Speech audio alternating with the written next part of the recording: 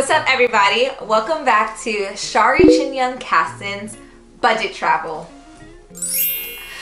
Today we are going to dive in and chat about my experience in Ghana. You guys, I had the most amazing experience in Ghana. I'm going to sit down and walk you through the culture, the markets, the food, the transportation, all the events I went to, such as Afrochella, Afronation, and even chat about how you can give back to those in Ghana.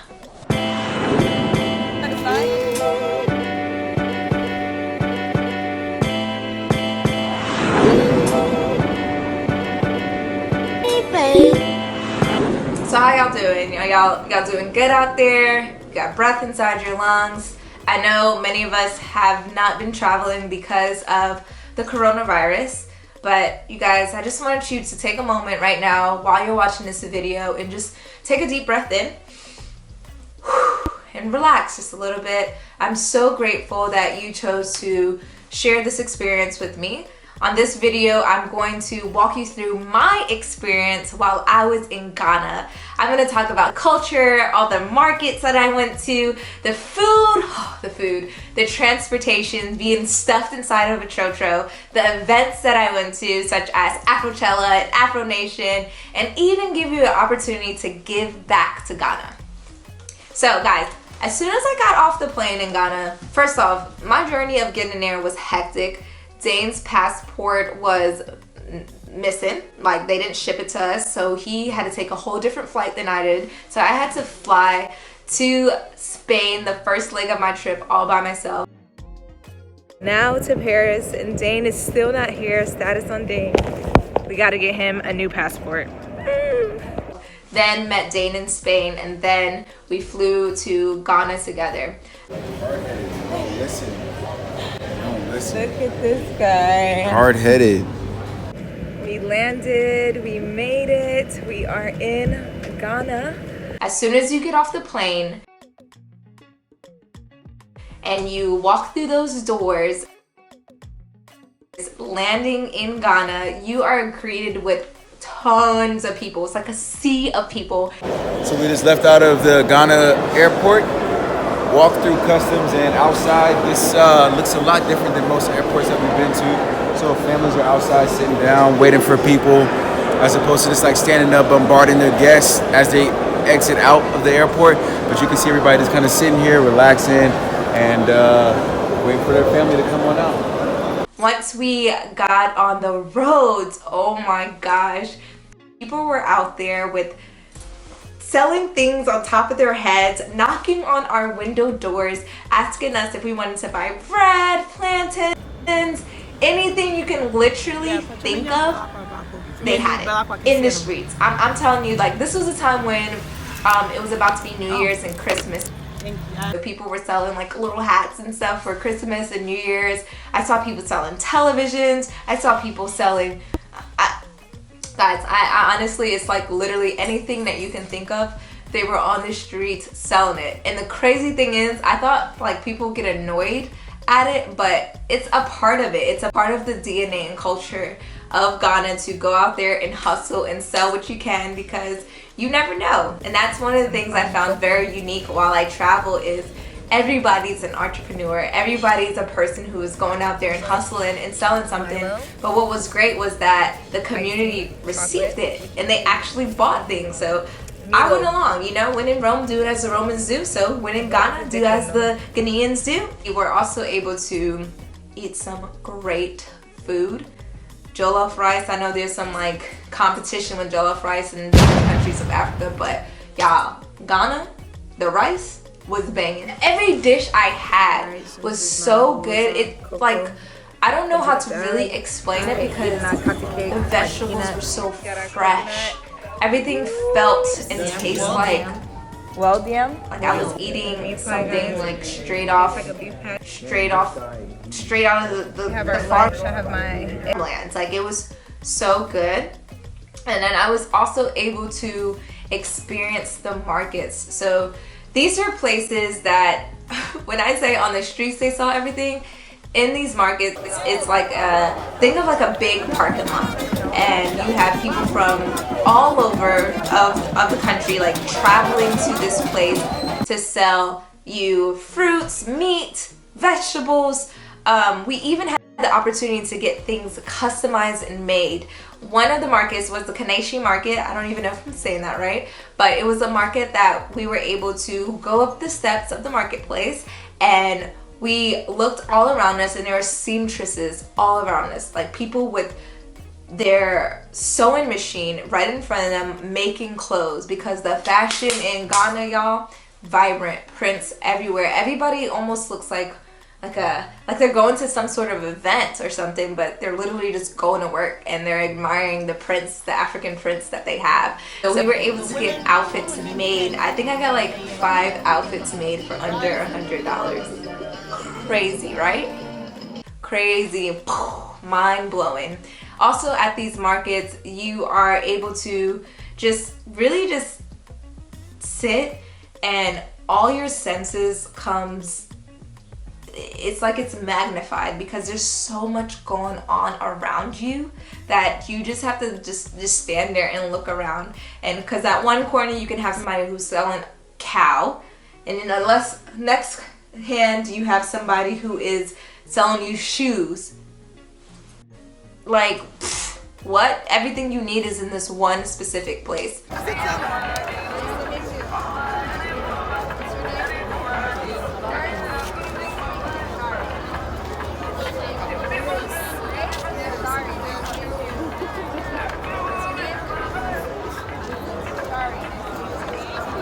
When I got to the market, it was almost like a journey. We took the transportation of the Tro-Tros. All right. So in Ghana, transportation is hectic. Hectic is the best word to describe it, because some of the roads are paved, some of the roads aren't, and the Tro-Tro is the best way to travel like a local out in Ghana. So it's a shared transportation. It goes in, let's say if you want to go to a certain part of Ghana or a city, it stops and picks people up on the way. It has a driver and a mate. Who's the guy? This guy. So the mate is the one who gets passengers on board and takes payment. The driver just drives. It's like similar to the dollar van in New York, right? So you just hop on and hop off. The mate tells you how much it is. It's very, very inexpensive. It is literally a van, and you have your driver and the mate. Let me see there. Ouch, that hurt. The driver don't do it. And those are the 2 people who are in front, and they're the ones who stop at specific stations, almost like a bus stop, but it is it's not apparent. There's no signs there, so you gotta know the streets of Ghana. Like if you are a typical traveler, you probably don't know what a Tro-Tro stops are at. You probably wouldn't even know what a Tro-Tro is, so shout out to my friend. The Tro-Tros is like literally a fraction of the price of what it will cost you to hop in a cab. We went in the Tro-Tros, and it's just like people like stuffing you inside the vans, but it's like, if you enjoy traveling like a local, you're sitting next to a mom who's probably with her baby in her hand on her way to work or on her way to the market. When you're driving through the streets, you feel the bumps and stuff in the roads. You feel the dust against your face, and you are seeing and smelling everything on your ride of the Tro-Tro.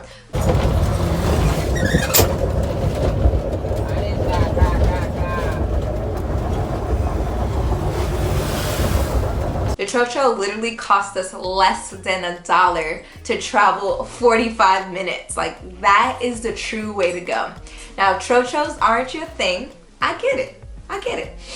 In Ghana, they also have Ubers. Yes. Uber. You can ride Uber. So go ahead, download the app. If you want something more comfortable than the Tro-Tro, then you can get an Uber. Uber prices were ranging from about $5 to $10 depending on where you were going. Still fairly cheap, a lot cheaper than traveling in the States. but it gives you an opportunity to meet the driver as well. So I totally advise you to talk to the driver while you're out there, but also it gives you opportunity to pay in cash. Like, you don't have to pay with your card, you can pay in cash, and that gives you a way to negotiate. Y'all know about negotiating. When you are traveling to these countries, a lot of times you can negotiate the price. So some people are wary about that. They just want to know what the price is and they want to pay it. But when we were hopping in Ubers, we kind of was like, all right, so last time we rode the Uber, it cost us $5. Why is it costing you $10? And the Uber driver was like, okay. So you have your opportunity to negotiate, so have that one-on-one connection with your driver. If you're not interested in the Ubers, they also have taxis as well where you can haul down. I do want to mention that some people may think it's hard to communicate while you're out there in Ghana. Guys, Ghana's official language is English, okay? Yes, there's other dialects that they speak, but their official language is English, okay? So don't be worried. It may be hard for you to right off the bat communicate with somebody, but you can still communicate. Do not let that discourage you. You can talk to anybody. So while you're at the markets, while you are trying to negotiate your transportation, you can negotiate all this in English. This brings me to my point of money. When you are negotiating in Ghana, the money is called cedis. I think one cedis is like 18 cents to the dollar. So basically things are a lot cheaper in Ghana. Like, we spent maybe less than $5 on a really good meal. Of course, some meals can range up to $5 to $15 depending on what you're eating, but you don't have to have a lot of money to travel out in Ghana. Totally not at all. Just get your CDs right. And let me give you some tip of advice, right? So when you're traveling to a lot of these countries, you can ask your bank to give you the money in advance. So just contact your bank about 2 weeks in advance and tell them that you're going to Ghana, and then they can, convert your money into CDs. I also want to point out, so Dan and I don't like to travel with a lot of cash on us. So we decided that we were going to use a bank account called Charles Schwab. Okay, Charles Schwab is a great account because you are able to take out money from the ATM without any charges. That's amazing because a lot of banks will charge you a fee, an international fee, for taking out money. So what we decided to do is put some of our travel money into our Charles Schwab account and then use the ATMs while we're out there to have cash on us on the spot, to have our CDs in hand. Ghana also provided us times to have fun. So throughout the year of return, we went to Afrochella's party. So Afrochella party is literally like a moment of Coachella meets Africa, and we had the opportunity to dress in what we thought was our own African pride. Everybody had their own outfits on, and the tickets only cost about $40, and we went and they were playing music, showcasing different art. Tons of artists were there, tons of African Americans were there, so that was really cool to see. But one thing that we did was we snuck into the VIP area. Okay, so this is like, Afrochella is about 2 years old, so we kind of finessed our way in, and we found like another secret way to get inside Afrochella. So here we are partying with Tina Knowles, partying with all the celebrities around us, and we're like, hey, we're in Africa. So we had a great time. We're here at Afrochella 2019, and the amazing thing is Afrochella has brought many people together through music, culture, food, people from all around the world, and we're here and we get to experience that. We also were able to meet someone who then became a friend and gave us free tickets to Afronation. So Afronation is another party that was hosted on the beach in Ghana, celebrating the culture, celebrating the food, celebrating the music. And here we are on the beach dancing in Ghana, surrounded by many African American people, many African people, many Ghanaians, and all of us are just laughing, listening to music, and loving on one another. And that's what felt beautiful about the whole experience. I believe the Afronation ticket, it's a 4-day event and it's like $89, so you can go. Hopefully this year they're able to have something again. We don't know about social distancing, but I'm hoping that you all can experience that, because it was a different way to love on one another. What's up, guys? We are here at Afro-Nation Festival. I believe it's like a 5-day festival. We made it. And the crazy thing about this, you know, your waist is getting loose up on the day. It's good. It's good. Because we're here in the motherland, not just for a photo op, but we're here for each other. That's kind of, it felt like a family reunion, essentially. That's kind of what it felt like a family reunion.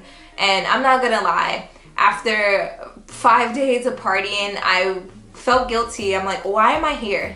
Am I here just to party? So I decided that I need to do something more fulfilling. So we decided to go to Elmina Castle. And Elmina Castle was the first slave trade port owned by the Portuguese. And we learned so much at this castle, and how they traded the slaves, how they went through the door of no return, meaning like these, if you can see the door, it's so tiny. The slaves were so small because they were malnourishing them and abusing them and kicking them through, all chained together, kicking them through the door of no return, because essentially they would not return back to Africa.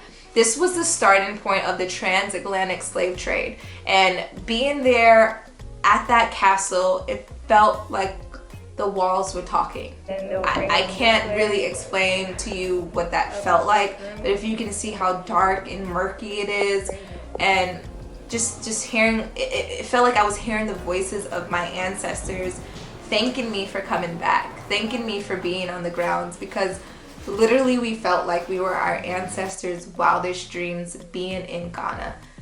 You know, like traveling from a place where they thought that coming from Ghana, traveling all throughout the transatlantic slave trade, and then little old me coming back 400 years later in a place where my potential ancestors probably was being beaten to death. That's mind-blowing to me. That's literally where I want to dedicate my trip at, like being there at that castle. Right now we're at the castle, and directly behind us is like the ocean that our ancestors' slave ship was maneuvered on. And we just experienced the room and the door of no return, and we're filled with so many emotions, but we just had to stop and take a moment and reflect with you all. I may not have the words to exactly express what I feel, but I had to capture this moment. While we were there, we went to Aburi Botanical Gardens, learning about the soil, the land, and the plants that were grown in Ghana. We also were able to go to Kakum National Park, where we were walking the canopies. I believe it's about $10, and you're going with a group of about like 20 people. So imagine a group of 20 people walking on this little thing, swaying back and forth. You're so high, trees all around you, like I'm about to put my camera down. Best and scary experience, but I would totally do it again. Made it. Say hey, Rachel. Rachel's behind my head. Walking on the canopy right now. Rachel, stay right there so I can take a picture of you. Juliet. Uh-huh. Yeah, I'm Where you from? Oh wow, this is a video. Walking. I totally advise for you to go. It's not like a super big tourist spot, so which was cool because it wasn't that crowded, but it gave us the opportunity to like breathe in and take oxygen from the canopies and the trees from around us, and we had a really good time. Ghana has taught us the true meaning of community. As I travel, many of you may or may not know, I have a nonprofit with my husband called World Peace Connection, and we aspire to connect you to people who are doing amazing things and to create peace and change around the world. And one of the main things that we do is we ask people the question, what inspires you the most about life and living? And with this question, we interview people that we come in contact with. While we were there in Ghana, we of course interviewed people while we were at Afrochella, we interviewed people while we were at the Aburi Botanical Gardens, and we also interviewed people while we were at the castle. Therefore, traveling to Ghana on a budget can be very simple. Just remember that food can cost you under $5. You can go to the marketplace and negotiate. Transportation such as the Tro-Tro can get you to a long distance for under $1. You can also go to different events and check out places such as Elmina Castle, Aburi Botanical Gardens, and Kakum National Park. But another thing I really want to highlight while you're there, especially if you're there to learn and immerse yourself and you're on a trip that's beyond yourself, is to give.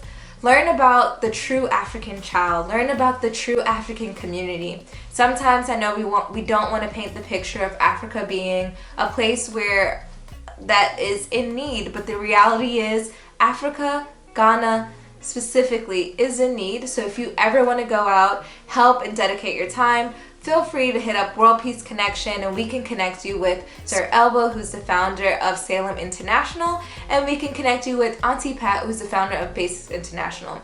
If you don't want to go to any of those places, I still encourage you to travel beyond your dollar and just go out there and learn. Please guys, thank you so much for tuning in to Chari Chin-Young Caston's Budget Travel. Please feel free to like, subscribe, comment below, share with all your friends and family, and just know that you can travel beyond your pockets. Do not let that limit you. Thank you so much. And if you want me to do another video, tell me below. Thank you.